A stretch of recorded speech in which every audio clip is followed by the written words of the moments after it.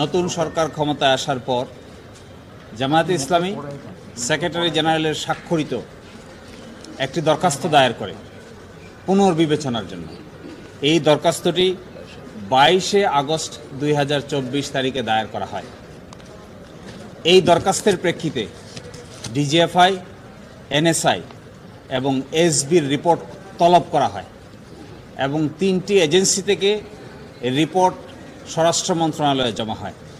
এই 3টে এজেন্সি জামায়াত শিবির সন্ত্রাসী কর্মকাণ্ডের সঙ্গে জড়িত মর্মে যে অভিযোগ করা হয়েছিল, এই মর্মে তদন্ত সাপেক্ষে কোনো সত্যতা খুঁজে পায়নি।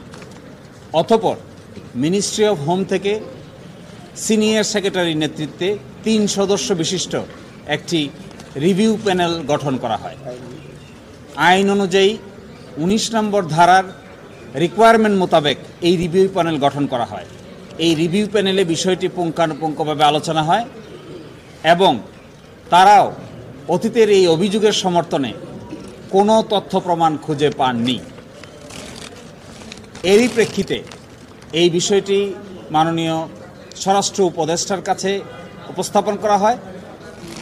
ওনার সই স্বাক্ষরের পরে মাননীয় প্রধান উপদেষ্টা, তার সই স্বাক্ষরের পরে মাননীয় আইন উপদেষ্টার সকল প্রক্রিয়া সম্পন্ন হয়ে এই বিষয়টি সিদ্ধান্ত গৃহীত হয় যে অতীতে যে প্রজ্ঞাপনটি জারি করা হয়েছিল, এই প্রজ্ঞাপনটিকে বাতিল ঘোষণা করা হয়। কিছুক্ষণের মধ্যেই, অল্প সময়ের মধ্যেই আপনারা এই সিদ্ধান্তের গেজেট আপনাদের দেখতে পাবেন, ওয়েবসাইটেও দেখতে পাবেন, আপনাদের কাছেও সেটা অ্যাভেলেবল হবে।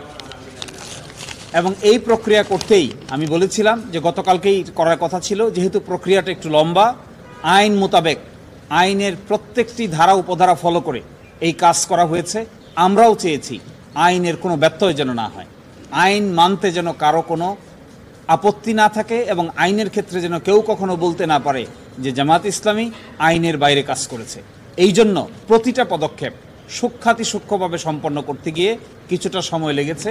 এই জন্য গতকালকে প্রজ্ঞাপনটি না হয়ে আজকে অল্প সময়ের ভিতরেই এই প্রজ্ঞাপনটি পাবলিকলি প্রকাশ করা হবে।